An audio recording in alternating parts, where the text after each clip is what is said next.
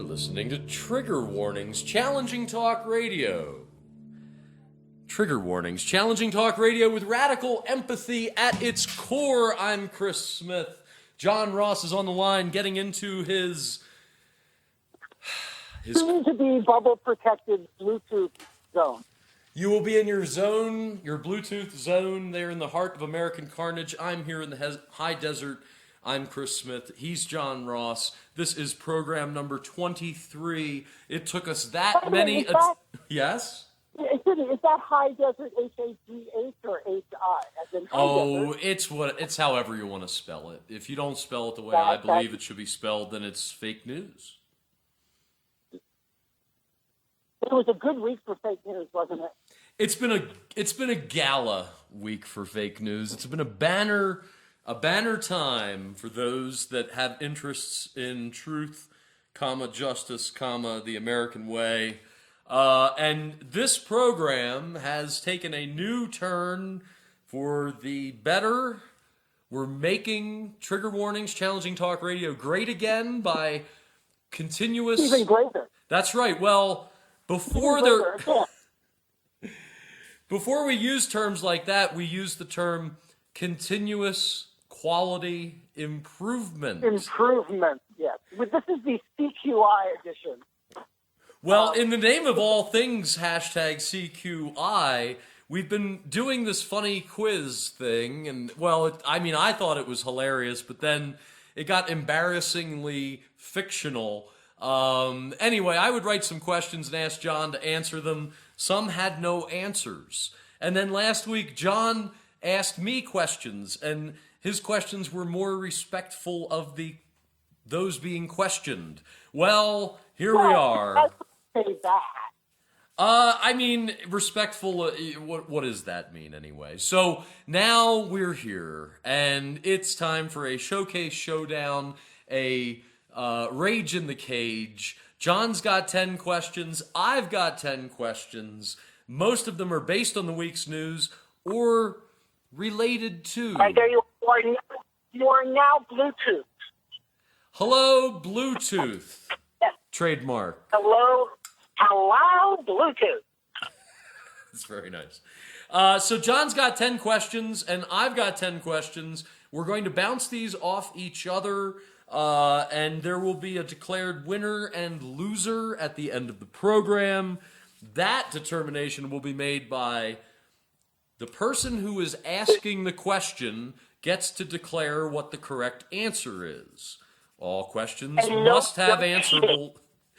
No cheating, that's right. What other rules and regulations can we manufacture? There are no. It's the multiple choice. You get the answer right, and there is a right answer, even if the right answer has components of fake news in it. It is a right answer. If you have the right answer, you get credit for it. If at the end of 10 questions there is a draw, then we will, given that one of us has extra questions, it will be an up or down. You will ask me a question. If I get it correct, I win. If I fail, I lose. Because this is America, and there's always a winner, and there are always losers. That's right. Now, to clarify, the questions may have the questions and or answers may contain editorial comment that the answerer does not necessarily have to agree with. Like, if the correct answer is Rex Tillerson, and one of your options is Rex, stop looking at me, Tillerson, then that's still the correct answer, and the answerer has to just kind of swallow the editorial content. That's right. Well, yes, there are descriptive agenda in at least in my offer. Right, like last week you called Jane Fonda hot. And I think Jane Fonda, for a 77-year-old, I called her a hot geezer. Okay, thank you for the clarification. I think she's a hot geezer. I think for 77 years old, she is. Would you prefer I call her a hot grandmama? I mean, I don't know. I think that we've each written some stellar questions for each other, and I think These are going to be Pulitzer-worthy. Oh, great! Questions, not just for their trivia worthiness, but for the artfulness of their writing. And we decided by a coin toss that I would give the first question. And give it you shall. Are you Please. ready? Please. Are you ready? Because this is not based in a quote. It is an actual factoid. One of the year's most desired speaking roles, being legendary physicist Stephen Hawking's virtual voice, was cast last week in London. Celebrities and others from science, academia, and business, including Bill Gates, made personal audition videos viewed by Hawking. The person chosen by the physicist to assume his voice identity, however, is a British entertainer. What blimey earned the honor? Possibly the most important and enduring role of a lifetime. A. Cockney speaker and Oscar-winning elderly man, Michael Caine. That was my Michael Caine impersonation. That was B. that was very bad. That was a very bad Michael Caine. Well, I was trying to sound Cockney. B. Loudmouth chef and reality star Graham Norton. C. Silvery-tongued Grammy and Oscar winner Adele. D. Smooth-voiced, self-described sexy guy and action film star, the Northern Irishman Liam Neeson. Or E. Young, quirky Oscar-winning actor and actual Hawking in film portrayer Eddie Redmayne from The Theory of Everything. And by the way, these 5 people all tried out for the job. I did not make them up like I do others. So again, who is the new voice on Stephen Hawking's computer of Stephen Hawking? Is it Michael Caine, Graham Norton, Adele, Liam Neeson, or Eddie Redmayne? I'm going to go with Liam Neeson. Why do you say Liam Neeson? It's a great answer. Because it's a great question, John. I don't know. Why do we do the things that we do? That's a stab in the dark. I personally would want to be Liam Neeson. But unfortunately, he did not win the job. The job has gone to Michael Caine. Oh. Michael Caine is Stephen Hawking's new voice. That's wonderful. Okay, so no one scores any points. I was the only person that had a chance to score a point. So I am now at the bottom of the first. I'm stepping up to the plate. All right, here's your first one. Ready? I'm ready.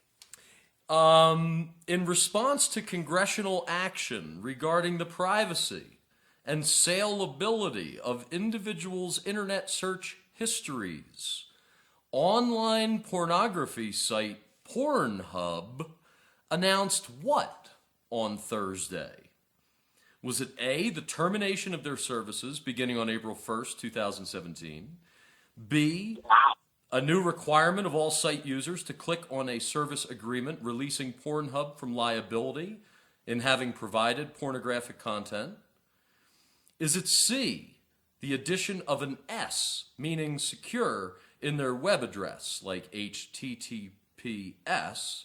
Or is it D, a half-off sale? What did online pornography site Pornhub announce they will do on Thursday in response to congressional action? You know, this is so brilliant because this is going to come up in one of my questions. That's what she said. That's a really good set of answers. And my guess is it's going to be putting the S on the side. You got it. Yeah. You got it. Uh-oh. Oh, John's got one. That's great. That's a great question, by the way. It's just brilliant. Thank you. So the score at the end of round 1 is Ross 1, Smith 0. Dude, this is round 2 in that... Oh, I see. Each round okay. I'm just counting how many times anybody gets anything right. Please, give me a chance to get something right. And listeners, this is an indication of what you're going to get. These are deep, rich, vibrant questions. Oh! Number 2, back to the quotes. We're talking about all sorts of ways of raising revenue. We might as well be talking about this, too. Who said this last week in reference to a particular revenue-generating proposal? A, former Secretary of State James Baker, part of a group of prominent Republicans lobbying EPA head Scott Pruitt on the value of a carbon tax. B, an Illinois legislator advocating legalizing marijuana for consumer use. C, a New Mexico state senator noting the revenues legalized prostitution brings to Nevada, introducing a bill to allow for highly regulated but legal prostitution in Albuquerque only. Or D, Massachusetts Secretary of Labor and Workforce Development on a proposal to allow state employees the right to buy flex time and work from home privileges by withholding 5% of their gross pay. We're talking about all sorts of ways of raising revenue. We might as well be talking about this, too. Is it Republicans advocating for a carbon tax?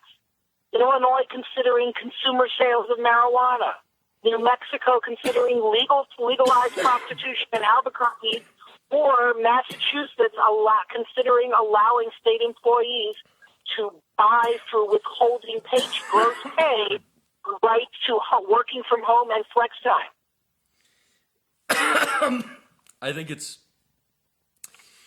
I don't know. It's Illinois going for recreational pot or no, but the quote says we're doing all kinds of other things, tax revenue, blah, blah, blah. So we're talking about all sorts of ways of raising revenue. We might as well be talking about this too. That's right. So the implied shock value of whatever initiative we're talking about, that shock value is substantial. And therefore, on that analysis, I will go with Albuquerque, New Mexico, legalized prostitution.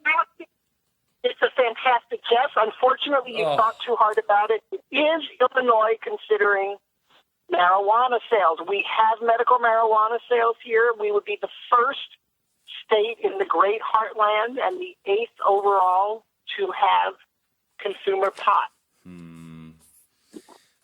I was hoping you'd get that one. I kind of wrote it, giving you the easy option of guessing pot, but unfortunately, it's what's not great work. is that I have questions in front of me that will allow me to, exact immediate revenge for having not gotten that right. And here you go. Okay. Who said this? The responsible thing for us to do is to provide the individuals and the committees who are doing the review the materials that they're looking for, or some of them. We don't know how many, what they're exactly looking for, what they've seen, and what they haven't. Who said that? Was it A, Josh Earnest, regarding the whole ACA thing? Was it B, Sean Spicer, regarding the whole Russia thing? Was it C, Jay Carney, regarding the whole tax cut thing? Or D, Dana Perino, regarding the whole WMD thing? The responsible thing for us to do is to provide the individuals in the committees who are doing the review the materials that they're looking for, or some of them. We don't know how many, what they're exactly looking for, what they've seen, and what they haven't. Was that Josh Earnest, Sean Spicer, Jay Carney, or Dana Perino? So you, in asking this question and exacting revenge, are raising the possibility that this is not a question about a news event of the last week.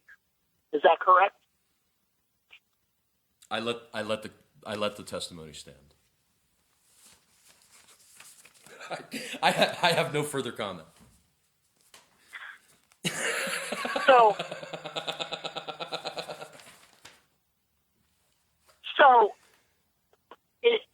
Whereas I have been faithful. No, you have not gone outside this week. You are trying to divert me on a wild quiz chase, but it's not going to work because I believe I heard that quote this week, and it was from Melissa McCarthy Spicer. Oh, you are correct. You are very correct. I realized that you were trying to make me think you were cheating, but in fact you were not. And therefore, the only answer that it could possibly have been is the one I got. Wait a minute. Nobody said that the quote had to be relevant to this week's news. If it was a quote from Jay Carney that sounded much like the babble coming out of Sean Spicer, then that's fine. No? That's fine. I got it right. Yes, you got it right. And therefore, we don't have to talk about the rules anymore? Okay. Please, give me a chance. The score is 2-0, 2-0, as they say. Yes, in 2-0. Yes. Round 3. Here's the quote. This compromise is difficult for both sides. I'm pleased this proposal fully protects safety and privacy. Who said this? A. Republican State Senate Leader Phil Berger on North Carolina's kinda rollback of the bathroom bill.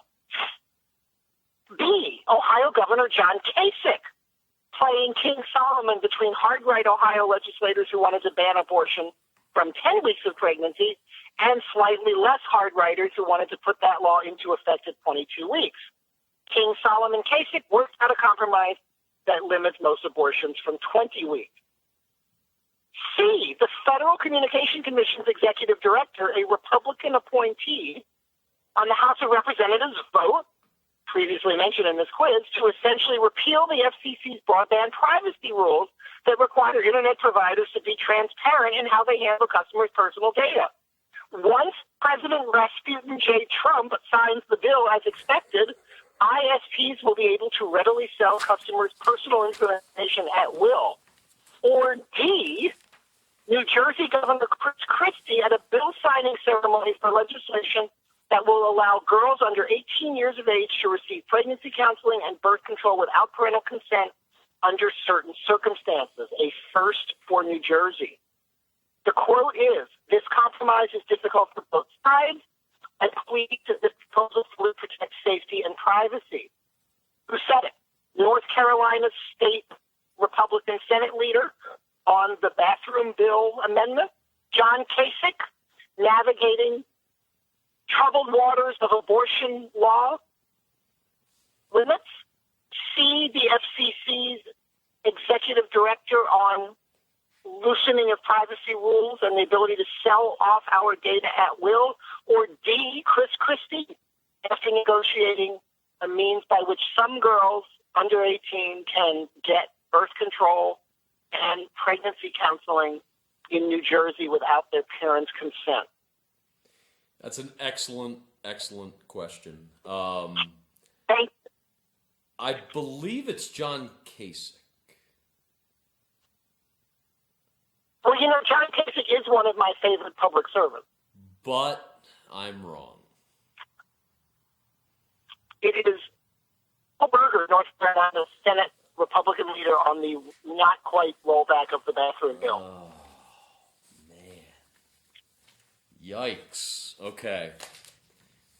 Those were really good questions. Now, wait a minute.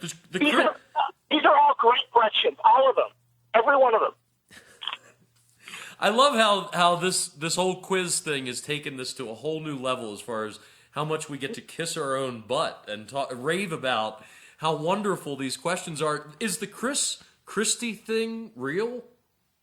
No. I didn't think so. No, It isn't. I made it up. All right.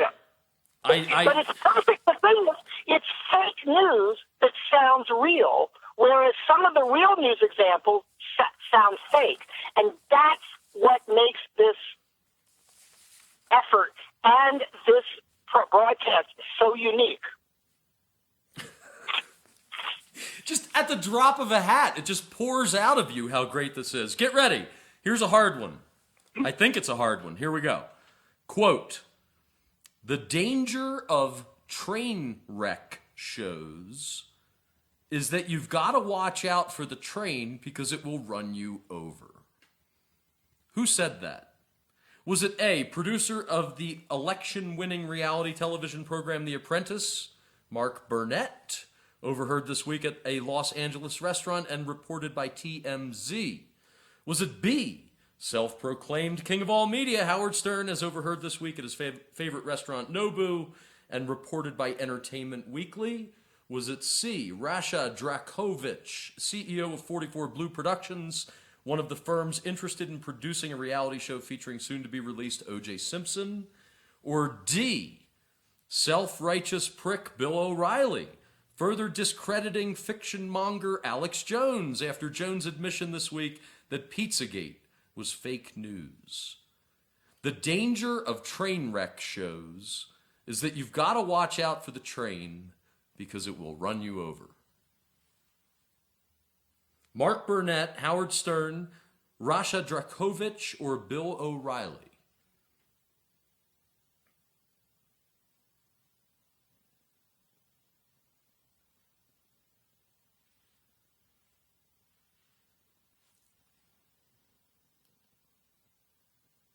Hello, John. Uh-oh. Sorry, I was muted. I didn't mean to be muted. I think the answer is Bill O'Reilly. It sounds like something he'd say, and it's ironic. The answer is William J. O'Reilly. The answer is not Bill O'Reilly. It's Rasha Dracovic. Yes, we're talking about an OJ reality show. Train wreck shows. Okay, that means nobody has won anything in a while. Here's my 2-0. 2-0. Bring it on. Round 4, another non-quote question about one of your favorite subjects, sport. Oh, no. Last Sunday in Los Angeles, something happened in an NBA game between the LA Clippers and Sacramento Kings that occurred for only the second time in 6,751 games in 20 years of regular season NBA action. A, both teams made 15 or more three-point shots. B, the teams missed a combined 50 three-point shots. C, the Clippers blew a lead of greater than 10 points with 5 minutes or less to play. D, both teams' coaches were ejected for separate arguments with the referees in a foul-plagued game. Or E, the game was postponed due to a power outage caused by a thunderstorm that knocked out the main generator at LA's Staples Center.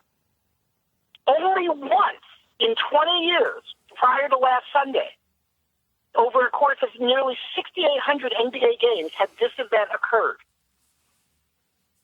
Did both teams make 15 or more three-point shots? Did they miss 50 three-point shots together? Did the Clippers blow a lead of 10 points or more in the final 5 minutes? Were both coaches ejected for arguments with the referees in a game that featured a lot of fouls? Or E, a thunderstorm knocked out the generator and postponed the game? Oh, man. These are excellent, excellent choices. I believe the thunderstorm generator one is intriguing, but yeah, you would have a backup generator, so it's not that. It could be any of the technical, wow, this has never happened, regarding missing shots or I lost the lead. It could be any of those, and I don't care, so therefore I don't know. I'm going to randomly guess C. They blew a lead of 10 or more points? Yes.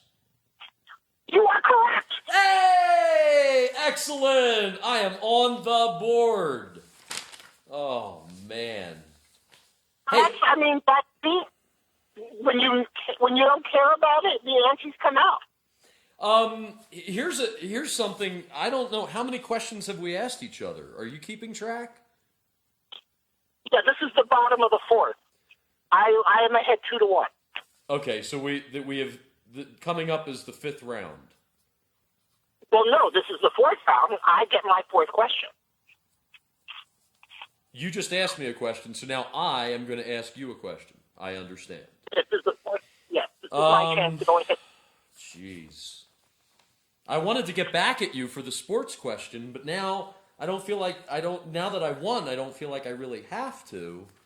But I'm going to anyway. Who said this? Quote, "The very concept of objective truth is fading out of the world. Lies will pass into history.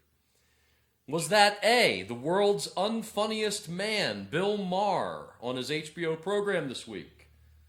Was it B, the world's once funniest man, Bill Cosby, overheard at a restaurant as reported by TMZ?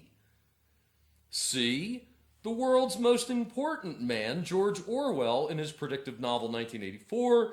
Or D, self-righteous prick Bill O'Reilly, further discrediting fiction monger Alex Jones after Jones's admission this week that Pizzagate was fake news? The very concept of objective truth is fading out of the world. Lies will pass into history. Was that Bill Maher, Bill Cosby, George Orwell, or Bill O'Reilly? Well, I like the O'Reilly pattern. That should be his new show instead of the O'Reilly Factor, the O'Reilly pattern. And Alex Jones almost made it into one of my questions, but Alex Jones had to apologize the day he did, or otherwise he would have been subject to a multi-million-dollar lawsuit. So now I'm thinking it's definitely not Bill Cosby. I watched Bill Maher, and he says a lot of things like that, and he might have even said it last night. It sounds like something Orwell would have said, but didn't. It's Bill Maher. The answer is Bill Maher. No, the answer is George Orwell. Oh, God. Oh, that's wonderful. That is not the last time in I'm this only letting quiz. you get away with that. I'm only letting you get away with it because it's an ancient quote relevant to what's going on now. Okay. Thank you. I appreciate that. That will not be the last time. Hopefully, in this quiz, I will call Bill O'Reilly a self-righteous prick. Okay, round 5. The score is still 2-1. The score is still 2-1. And I'm gonna exact revenge off of you now, but you don't know how. We're rebuilding our beloved country. You're going back to work. Who said this last week and to whom? House Speaker Paul Ryan at a ceremony honoring beneficiaries of a new disability rights law enacted in mid-March. B, President Donald J. Putin at an Oval Office meeting with construction trades representatives whose companies have announced their intent to bid on the first stage of the border wall. C, President Vladimir J. Trump Putin to coal miners at a ceremony at which he signed an executive order that essentially rolls back much of the Obama administration's anti-global warming protections. Or D, French National Front Party leader Marine Le Pen promising jobs to rural Frenchmen and rural French women while criticizing the ruling Socialist Party's urban-oriented agenda that many agree contributed to deep recession in National Front-leaning farming and small manufacturing communities. Le Pen is a heavy favorite to survive the first round of French elections this summer and possibly to align France's right wing to become its president. We're rebuilding our beloved country. You're going back to work. Paul Ryan, Donald Trump to construction tradespeople, Donald Trump to coal miners, or Marine Le Pen. The revenge is going to have to get even more exacting because giving me two different contexts for it being a Trump quote is particularly devious, and I appreciate that.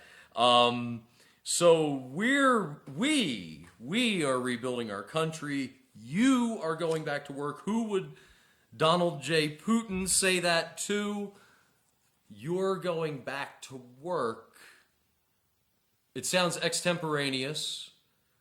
You're going back to work, so therefore you're not necessarily rebuilding the country. You're simply going to resume your previous activities that were further restricted by the Kenyan, I say the coal miners. The answer is C. This is a rather authoritarian-sounding quote. Is it not? What would you want?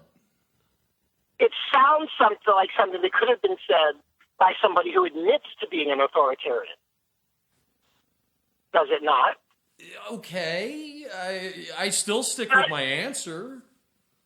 So this is President Vladimir J. Trumputin? Is that your answer? Yes, it is. It is. Coal miners? He did say it's a coal miners. Hooray! Yes, that's right. Thank you. Oh, man, we're And the tied. thing is, I tried to exact revenge through my tone. Because as far as I know, the quote was just, "We're rebuilding our beloved country. You're going back to work." But I tried, but it didn't work. So the game is tied. Excellent. Excellent. That makes the stakes higher. Okay, here we go. I gotta some. Okay, here you go. Ready? It's a long quote. Who said this? Some people think that the people who voted for Trump are racist and sexist and homophobes and deplorable folks. I don't agree because I've been there. Let me tell you something else some of you might not agree with. It wasn't that Donald Trump won the election. It was that the Democratic Party lost the election. Was that A, Senator Richard Blumenthal as a guest on Fox and Friends this week? Was it B, Senator Bernie Sanders standing aside Elizabeth Warren at a rally in Massachusetts? Was it C, Senator Elizabeth Warren standing aside Bernie Sanders at a rally in Massachusetts? Or D, Larry the Cable Guy? Oh, I thought it was somebody else. Do you want to hear the quote again? Do you want? Well, you said it in a strange voice, and I'll try again. Okay, I'll try again. Your voice was tipping off.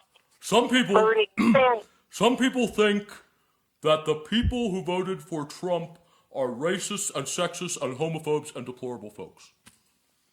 I don't agree because I've been there.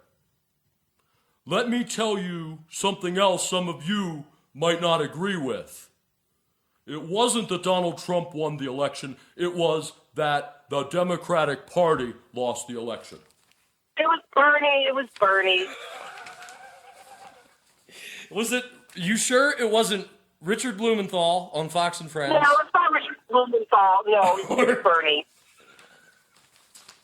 Thank you. Yes. Okay. We're no longer tied. Why? I actually thought it was Rick Santorum on Bill Maher, but I should have thrown him in. That would have been awesome. Rick Santorum, man, I might have had that. So the score is 3-2. I maintain my lead. Well, you know what? For any long quotes for the remainder of my questions, I'm going to use my Bernie voice because I've worked on it, and hopefully that will throw you. Okay, my turn to lose. My turn. What's that? It's my turn to lose. Go for it. Okay. You got to keep in mind who he works for. He works for the president. He answers to the president. I should do that in Bernie Sanders' voice. That would have been good. Who said this and about whom? White House Press Secretary Melissa McCarthy Spicer, speaking to critics of White House Senior Counselor Stephen Voldemort Bannon. B, Florida Congressman and Freedom Caucus member Ted Yoho, speaking about embattled Intelligence Committee Chairman Devin Nunes. C, an anonymous White House staffer speaking in support of an anonymous White House staffer named by the New York Times as someone who anonymously leaked top-secret intelligence to Devin Nunes, who spent a lot of time complaining about anonymous leaks. D, a reporter at the New York Observer, whose owner, Jared Kushner, keeps getting promoted by his father-in-law. Or E, Indiana Congressman, Democrat Andre Carson, bemoaning the fact that his old friend and political adversary, Vice President Mike Pence, won't return his phone calls and is publicly critical of him. He thinks it's in part because Carson, one of only 2 Muslims in the Congress, is considered persona non grata by President Donald J. Generalissimo Franco because of his religion, and Pence does not want his own loyalty to the president to be challenged. The quote is, you got to keep in mind who he works for. He works for the president. He answers to the president. Was it Sean Spicer talking about Steve Bannon? Florida Congressman Freedom Caucus guy Ted Yoho talking about Intelligence Chair Devin Nunes? An anonymous White House staffer talking about an anonymous White House staffer whose anonymous leak was outed by the New York Times in the non-intelligence case. We know that.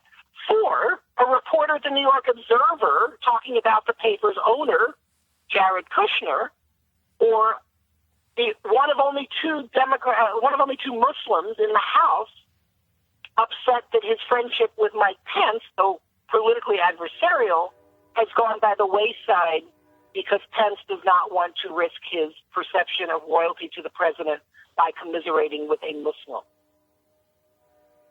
The answer is Sean Spicer on Steve Bannon, I believe. That's your final answer. It is my final answer.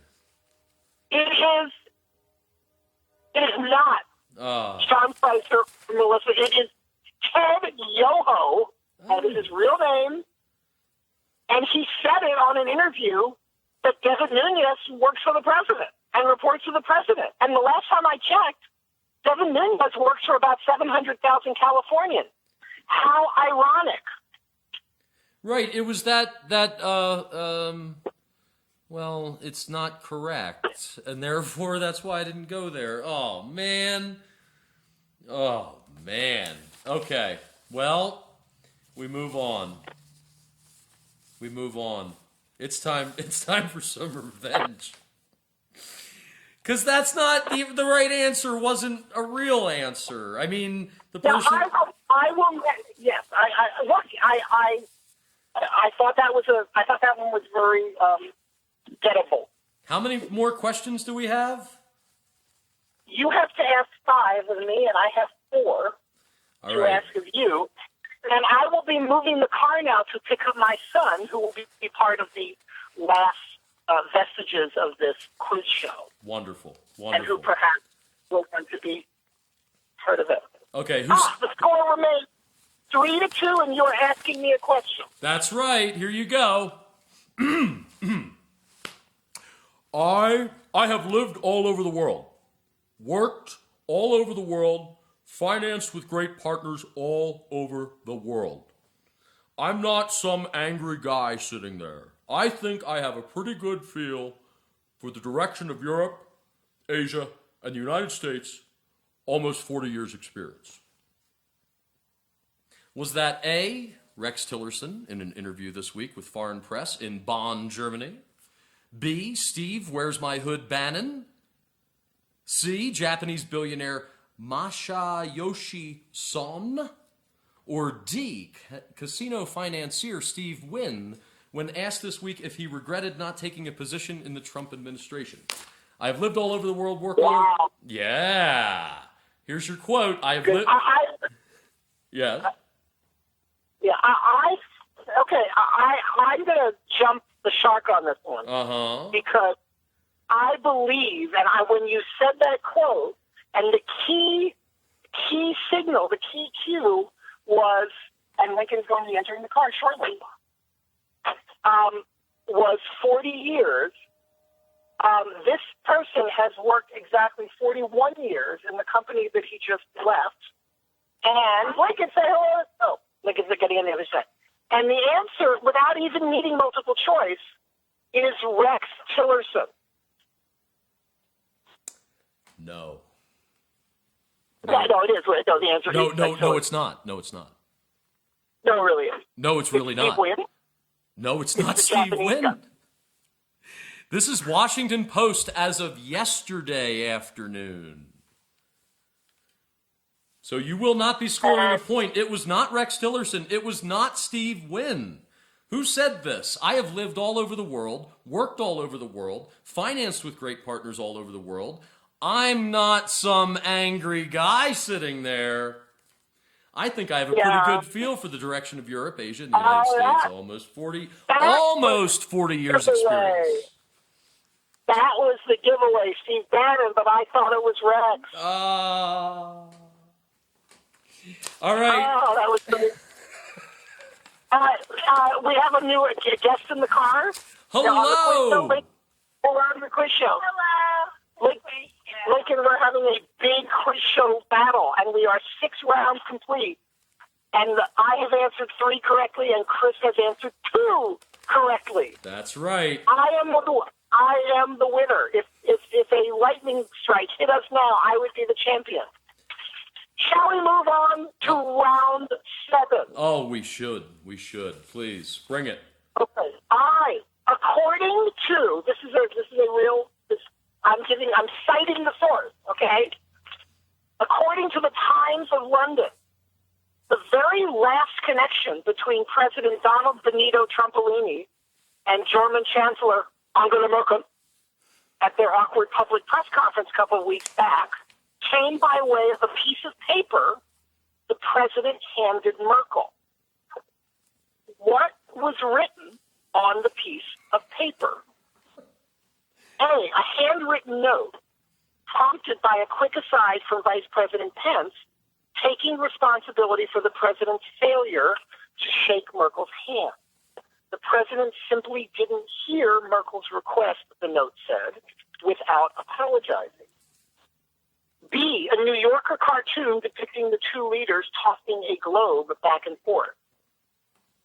C, a Wall Street Journal column written by a disciple of economist Friedrich Hayek linking Merkel and Trumpolini favorably in terms of market-based economic and monetary policy. Or D, a bill for $320 billion, the approximate amount the president believes Germany owes NATO as part of his campaign to get U.S. allies to, quote, pay their fair share. The quote, or the no, at the end of their press conference, the president gave the chancellor a piece of paper. What was on the piece of paper? A note of not quite apology, but responsibility for failing to shake her hand. A New Yorker cartoon showing the two leaders tossing a globe back and forth. A Wall Street Journal column complimenting them on their monetary and economic policy a la Friedrich Hayek. Or a bill for Germany's lapsed donation to NATO. I know, it's the best question ever written. I know. You don't have to say it. Well, no, I saw the headline about the NATO bill, $320 billion. And I saw that headline, and I don't believe what I read on the internet, so therefore that could be the answer. I'm going to go with that because I saw it. I saw it written about on the internet, and therefore it has to be true. Well, therefore, you are correct. Hey! That is, he actually had his minions figure out in very detailed green eye-shaped stuff over the number of years Germany had been part of NATO and not adequately contributing, compounded interest and standard rates of inflation, converting euro to dollars. And he came up with that, and he gave her a piece of paper that said, I don't know if it was in the form of an actual invoice, make payable to Uncle Sam, but that is actually what he, and I don't know why this was not reported in American media, because this would be an ultimate scandal. Of course, we used to leave it up to the Europeans to do it. But credit to you for reading the internet-based news. Thank you. We are back in a tie match. But the last time we were in a tie, I won. I got a correct answer and held my lead. So the pressure is on moi. That's right. And here's your chance, John. Here's your chance. Which of these 3 questions do I want to hit you with right now? It's going to be this one. What was the topic? Are you going to hit me with your best shot? I'm going to hit you with one of my best questions that I have remaining. Okay. What was the topic of FBI Director James Comey's master's thesis? Oh, God, that's so good. I don't know. What is it? Was it A, an analysis of private religious education and the impact of those institutions on communities? Was it B, a comparative analysis of Reinhold Niebuhr and televangelist Jerry Falwell? Was it C, a review of the political rhetoric of Winston Churchill during World War II? Or D, an administrative history of the FBI? What was James Comey's master's thesis? You are a scoundrel. Hey, Lincoln, you're good at these. Have you a guess for this question? It's not an administrative history of the FBI. Okay? It's not Jerry Falwell. That would leave it between the Churchill rhetoric, which sounds good, and what's the other one? An analysis of private religious education institutions and their impact, the impact of those institutions on communities.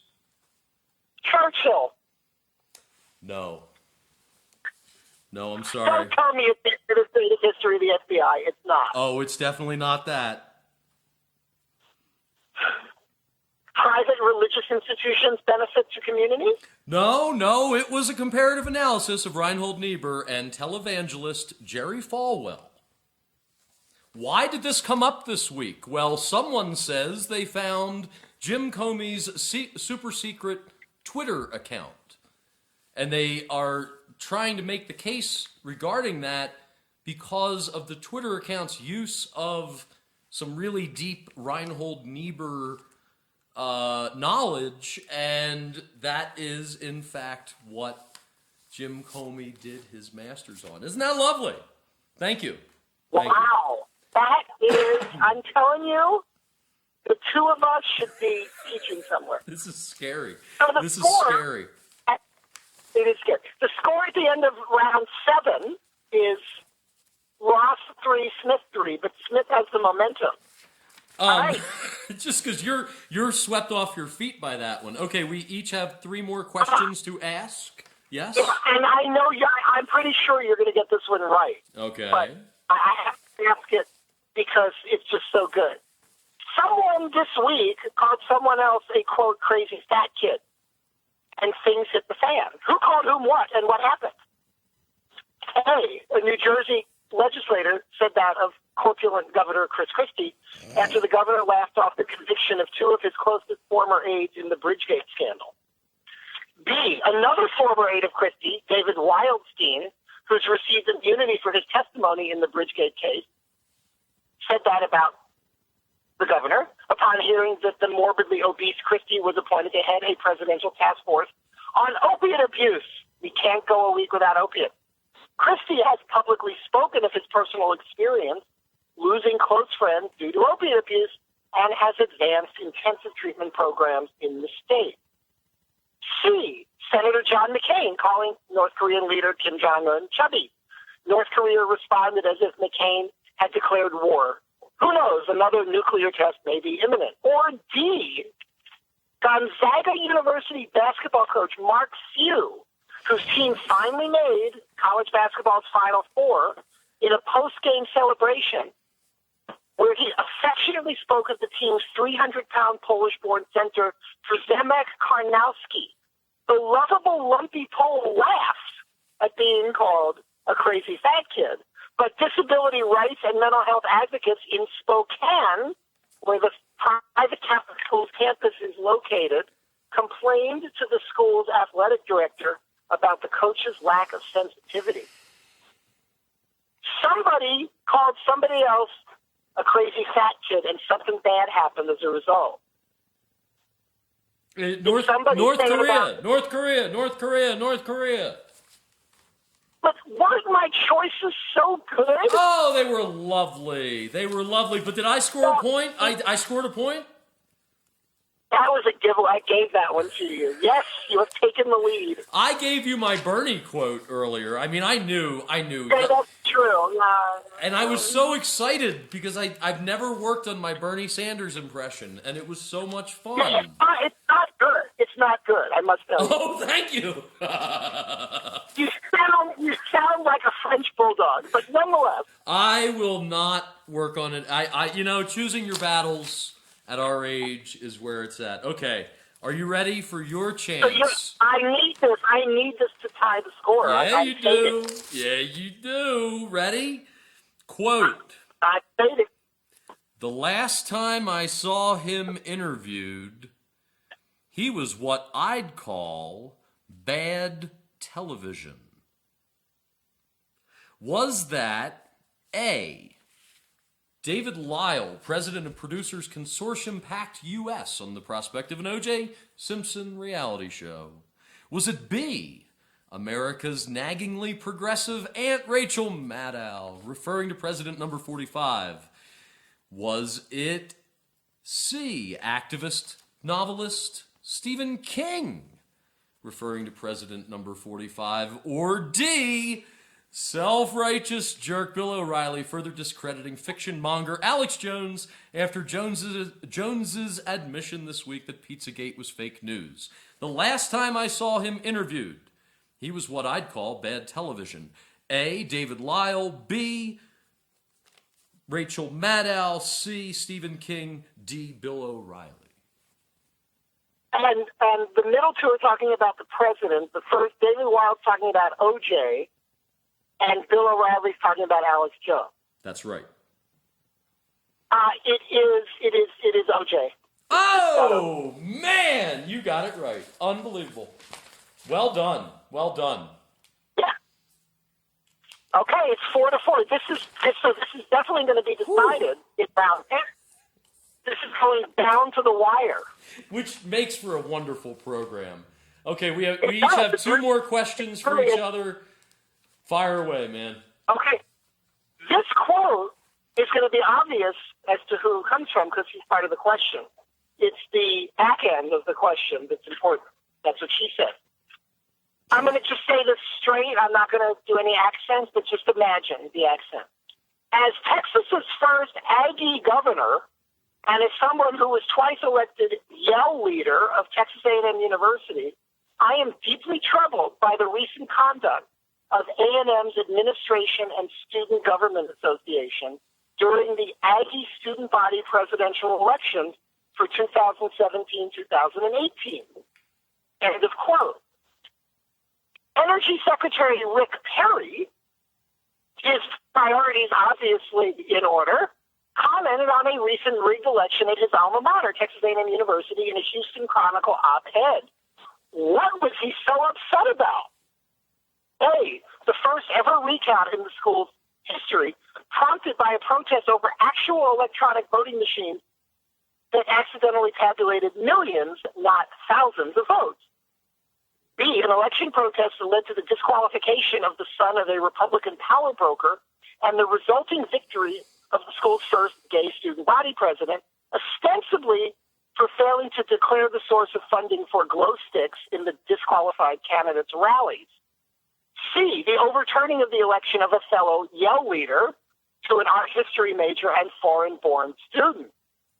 D, the election of a candidate named Bobby Brooks, whose campaign manager is a close friend of the son of State Land Commissioner George H. Bush.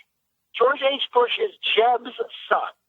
Perry was upset because he and the Bush family are longtime rivals, and Brooks actually brought his father to campus to campaign for the race against the runner-up candidate, Robert McIntosh, who is the son of a prominent Perry supporter and contributor. Perry was really upset because A&M Student Government Association allowed a public figure to speak on behalf of a student candidate, while George H. Bush ostensibly came to campus to announce a family donation of $250,000 to the school's public affairs program. He did appear side by side with Brooks, the eventual winner, in what was interpreted as a tacit endorsement of his campaign. Rick Perry is upset about something at his alma mater, and Rick Perry was twice elected Yell leader, whatever that is. I think it's the person who leads cheers. It's like student body president. He's upset because they use electronic voting machines that screwed up and forced a recount. He's upset because the son of a Republican power broker was disqualified for victory because he didn't declare where he got his, what are those things? You know, the joysticks or whatever they wave in the sky. He was upset that somebody else who was a Yell leader had the election overturned and lost to a foreign-born art history major. Or D, the candidate who was elected had a campaign manager who was very close to the son of one of the Bushes, with whom Perry has a serious fight and that person showed up in a tacit endorsement of the eventual winning candidate. Rick Perry is upset. It has nothing to do with energy. This question takes a lot of energy. This is a lot. Now, this is Texas. That's the connection. It's a Texas A&M. Texas A&M in College Station. Rick Perry is the first graduate of that fine school to be governor of Texas, so he has great pride. But he saw fit right at the beginning of his term, managing the nation's nuclear arsenal, to weigh in a detailed op-ed article about something that happened at that school recently that had something to do with an election on campus. I don't think, voting machines, student governments got voting machines, maybe. When you lost me on answer B, when you said the joysticks or whatever it is they wave in the air, I think that was a giveaway that was kind of falsified. I'm not really understanding that answer. Well, it was glow sticks. Oh, glow sticks. In other words, the candidate who won originally was disqualified because he didn't declare the source of funding of the glow sticks.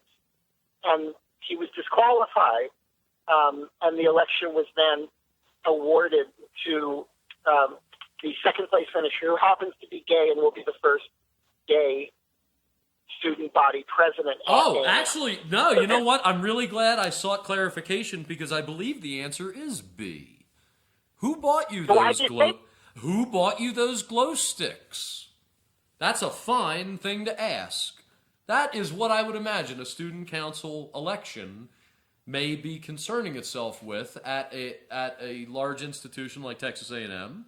It sounds very, very plausible. Rick Perry, I don't think would get your explanation about the Bushes, man. That went on for a while. I think it's too long, and I don't think he would get involved on that one. Also, the whole overturned GOP, no, I don't think he would get involved. Voting machines versus glow sticks, voting machine fraud, why would Rick Perry weigh in on that on the national scale? That seems open and shut as far as campus policy goes. Let's just do it again. But the election result was overturned. Okay, I'm going with the glow sticks. The glow sticks are the right answer. Hey! Oh my! As it turns out, the glow sticks were donated, and Rick Perry was very upset because he thought that the decision was politically correct, that it was a call for diversity, that they were looking for an excuse to give the election to the gay student. Right. So I think I could have had you had I not gone into such great detail about his feud with the Bushes. But nonetheless, you got it right, and you are on a very, very good streak of 5 of the last 7 correct, which has vaulted you into the lead. Thank you. I appreciate the vault. Once again, I need to answer to tie the game. Well, you know what? It's nice that these questions that I have in front of me were not laid out in a chronological order, so I used them as one would use a different array of weapons if you were playing Legend of Zelda or something, and at different moments you choose to use different weapons. I have 2 questions remaining for you. One is based on a quote and one is not. And in the name of radical empathy, I'm going to give you your choice. Would you like the quote-based question or the other? I consider myself an other. I want the other. Okay. We will. My last question will be quote-based, but this one is not. Which of these... It's exciting. Yes, go ahead. It is exciting. Which of these was not a television program produced featuring O.J. Simpson? Was it A, O.J. Simpson, If I Did It, Here's How It Happened, a Fox special featuring O.J. describing the alleged murder, which never aired due to advertisers' complaints prior to its debut? Was it B, An Hour of Juice, an ABC special featuring O.J. Simpson, country singer Juice Newton, with appearances by Don Rickles and Emmylou Harris?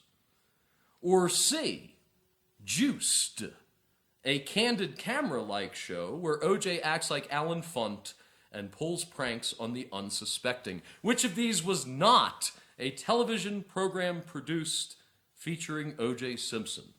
Well, I know that O.J., if I did it, that was real. That was real. I don't know if it was produced and not aired, but I remember quite clearly that that was not fake news. I happen to like Juice Newton, especially Fresh Squeeze, he said. That sounds plausible. The third one sounds so ridiculously implausible that unless it were uttered by Rick Perry, it didn't happen. The answer, unless it's really a trick question, is C. The candid camera-like show? Yes. You believe that's the one that was never produced? Yes. I'm sorry you're wrong. I'm sorry. That, in fact, was a 2008 show. Check it out. Juiced. Yes. No, the fake one was An Hour of Juice. An ABC special. I made that up. Originally, I was going to call it The Deuce Juice, but then I realized you would see through that. Did you know that do you know that I like Juice Newton, Angel of the Morning? Is that why you stumped me? I assume that everybody likes the song Angel of the Morning. It's one of the most... There are about 8,000 recordings of it. Okay, well, should we do it baseball fashion where I have to score to tie the game and force the bottom of the ninth? Or are you just going to... Lincoln says you should ask me a question and I need to get it right to stay in the game. Oh. A bonus? You want a bonus question? Is that what you were asking for? Well, apparently you're winning 5-4. So here's your bonus question. You cannot play in round 10 unless you get this one right. Ready? And No. That's not. No, this is round 10. No, this is round 10. No. I want you. I'm establishing that because I'm in the lead, you have to answer this round 10 qualifier. No, you can't do that. Yes. I answered 11 questions. Yes. No, then I'm answering you. I'm asking you my round 10 question. I'm taking a chance. I'm not playing this game. And It's getting too cutthroat. Lincoln can help with this. Here's your round 10 qualifier. The No, Washington. I'm not doing a qualifier. Oh, come no, on. I get 10 legitimate questions. All right. I offer to go because I'm, if I answer wrong, you have clinched victory. Well, the qualifier was not a real question. Hardy, har, Then har. fine. But too late. Joke's over. Round 10. Here we go. Bring it on. Okay, here we go, Lincoln. All right, you're asking the question, right? Or am I asking? I'm asking you a question. Is that right? You are asking me a question. All right. Here you go. Ready? This is a quote. Here's the quote. I have to make a turn. All right, here we go. Here's the quote. The approach of granting legal personality to a blank, or to blank, sorry. The approach of granting legal personality to blank is unique. It responds to the view, which is long recognized, a awa tupua, through its traditions, customs, and practice. Who or what is te awa tupua? It's 3 words, T-E-A-W-A-T-U-P-U-A, te awa tupua. Who or what is it, and why is he, she, and or it in the news? Te awa tupua has been given legal personality. A, it's a river of great importance to New Zealand's Maori descendant Wangawi tribe, Its tribal negotiator recently announced an agreement with the national government that not only recognized the river's corporate and human status, but pays the tribe more than $80 million.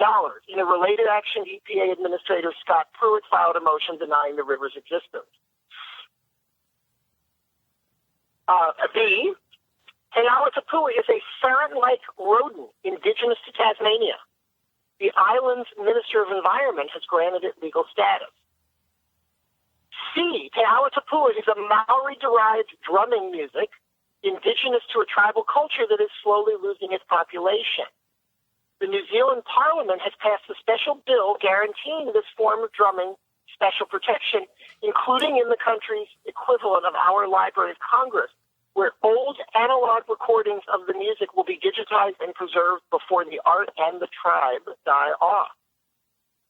D, Teawatapua is actually a person, a succubus-like elder who provides natural-based health care in many Maori villages across New Zealand and Australia. Though in ancient practice, Teawatapua's record of helping Maoris achieve longevity greater than that of most Westerners is highly respected, including by Western scholars who documented the effectiveness. Last week, New Zealand's health ministry granted Teawatapua status as, quote, qualified practitioners under the nation's national health program. Australia's health agency is expected to approve that status by 2019. Teawatapua was granted legal personality this week. Who or what is it, she or he? Is it a river, a rodent, drumming music, or an elder who practices natural healing? And what is the location of that said to be elder? She provides natural-based health care in Maori villages across New Zealand and Australia. So answers C and D relate to the same area of the world. No, they actually all relate to the same area of the world. I said all of them relate to New Zealand and or Australia. Oh, I'm sorry, I missed that. I was struck by a phrase I needed to spell out. Okay. Three of the answers relate to Maori culture, and one of them in New Zealand and or Australia. One of them relates to a rodent in Tasmania. Okay, it's not the rodent. I've heard this phrase before, and Teawatapua? Yeah, I really have. And I want to say it's the drumming. I'm almost certain that Mickey Hart of the Grateful Dead sought out that drumming in some context at some point in his storied career. I'm going to go with C, drumming. So that reminds me, there's another great old stone English rocker, and I forget who he is, who has adopted a lot of the music of kora music from Africa, and I've seen him perform. And he's performed at the Concert in the Desert with all those great African musicians. And you just reminded me of that when you gave me that answer, which is a great answer, but it's wrong. It is not drumming music. Okay. Teawatapua has been given human status as a river. Oh. For 100 years, the Wanganawi tribe, which is a branch of the Maoris, has been in dispute with the government of New Zealand to give this river personhood status, to protect it. And they have finally settled for $80 million plus $1 million to actually protect the river, to brand it with the status.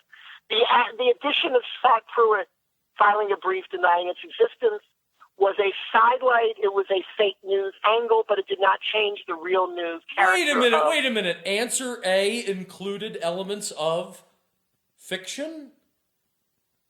Those are the rules. We are allowed to do that. But the answer was correct. I didn't think we were allowed to create things that are fiction alongside things that are real and the correct answer. That's not. It did not change the truthiness of the correct answer. It could have been a smart aleck remark from you. No, I ruled out answer A because Scott Pruitt was involved, and I didn't think he had done anything this week. You were sure. How could Scott Pruitt be involved in New Zealand? That's why I didn't go with answer A. Because I thought you had said New Zealand, but then you're going on and on about Scott Pruitt, and I'm like, what? So that's why I ruled that one out. Oh, my goodness. If it winds up in a tie and I win the tiebreaker, we will take it to the Judicial Review Board. Yeah, which Lincoln, I'm glad you're there. You qualify today as the tiebreaker, and we'll... No, it's not necessary. Because I have one question left, and I get this wrong, well, that's doesn't true. matter. We'll see. All right, here you go. This is my final real question to you, and it is quote-based. Here it is. Okay, I'm ready. And I'm going to try my Bernie one more time. Our true policy is to steer clear of permanent alliance with any portion of the foreign world. One more time. Our true policy is to steer clear of any permanent alliance with any portion of the foreign world. That's the problem. I can't understand what you're saying. Okay. That's the problem. Let me enunciate.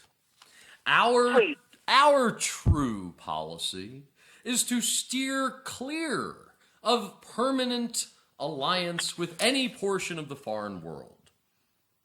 Was that A, war criminal Henry Kissinger, B, war hero Dwight D. Eisenhower, C, war profiteer Mad Dog Dick Cheney, or D, ultimate warrior George Washington? Our true policy is to steer clear of permanent alliance with any portion of the foreign world. Was that Henry Kissinger, Eisenhower, Mad Dog Dick Cheney, or George Washington? Well, I'm protesting in advance because I'm not sure this is relevant to this week's news unless it was said this week. And because it wasn't, because it better be George Washington or else I'm going to the Judicial Review Board, the answer is George Washington. The answer is George Washington. Well done. All right, so it's a tiebreaker. You have a question in your back pocket. I do. And if I answer it correctly, I am the big wiener, and if I am wrong, you are the big wiener. All right, are you ready?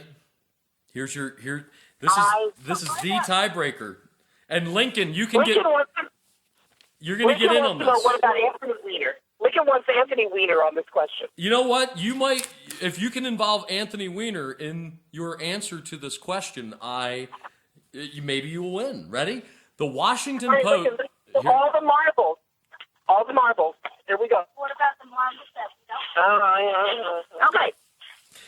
The Washington Post recently added to their front page the phrase, "Democracy dies in darkness." What else? Yes, it did. What else? Yes, it has. Thank you. What else dies in darkness? A, plants. B, humans. C, truth. D, justice. E, the American way. Or F, none of the above. Okay, you can't do none of the above question. Wait. All of the above because of our president and a lot of other things. Okay. The American spirit.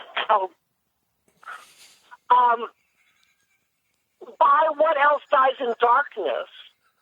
Do you mean that is something that is published and branded? Do I mean do I mean literal darkness? Do I mean metaphorical darkness? It can't be subjective. There Do has I to be mean a right answer. a darkness of the spirit? Do I mean American carnage? What do I mean? What else dies in darkness? It's a demonstrably objective, correct answer. Well, then I think today's quiz is a tie. Well, can you give me the options again? I think we may have to declare it a tie. I thought, what is the Washington Post? Democracy dies in darkness. Yes. I think truth dies in darkness, but I think the answer is truth because you're quoting from somewhere. because plants don't necessarily die in dark. Not every plant dies in darkness. Although after a while, every plant eventually will die in darkness because it will. But wait. What if the Washington Post means democracy dies in darkness, and they mean a metaphorical darkness? And the question is, what else dies in darkness? And your answers are A, plants, B, humans, C, truth, D, justice, E, the American way, or F, none of the above. Well, the only objective answer. I think I know it The only objective answer is plants. That's the only possible objective answer. I think it's justice. Therefore, it's a tie anyway. I think that's. But the only objectifiable answer there that could be correct under the rules and spirit of what is becoming now a dogfight is plants. I would concur. And I think that moving forward, you should always prepare a tiebreaker question, and I will always prepare a tiebreaker question, and those knowingly will be the end of the program and therefore can be somewhat funny. I mind not leaving it at a tie. And in fact, it leaves them wanting more, which is a rule of showbiz, which is a rule we abide by here on Trigger Warnings. Challenging talk radio. Challenging talk radio. That was a well-earned and hard-fought tie. It was. I'm so glad there was no runaway here. It was not a kissing your sister tie. Oh my goodness. It was a good, hard-fought, intellectually stimulating tie. I fooled you with Bill O'Reilly. Big time. You took that. Yeah. That was fun, and also, oh man, I'm so glad I didn't call it the Deuce Juice, an ABC television program. You would have said that was fake. You would have said that was. You know what you should have done? You should have taken the Don Rickles one and said Juice and Jews, and that way you could have done that, and that would have been. Wait a minute, that sounds like a cable show. Well, actually, no. It was O.J. Juice Newton with appearances by Don Rickles and Emmylou Harris. Right, but you could have called it Juice and Jews, and it would have been like, Bette Midler. And ABC would have, you would have seen right through that. All right, look, thanks everybody. Lincoln, I'm glad you were aboard. Next time here on Trigger Warnings, another quiz? Yes? A battle royale? Can we maintain this high level of intellectual stimulation and quality for 23 more weeks? I didn't even go to Fark.com this week. I did pull a couple of questions off the bottom screen of Fox and Friends while I was exercising at the gym. But other than that, that's where I got the questions about the voice of Stephen Hawking. I mean, we didn't have to go politics. I only went half politics this week. We are quite political enough for most of America. All right, let's call it a day. John, thanks as always. Yes, thank you so much. Absolutely. Everybody tune in next week. More fun here on Trigger Warning.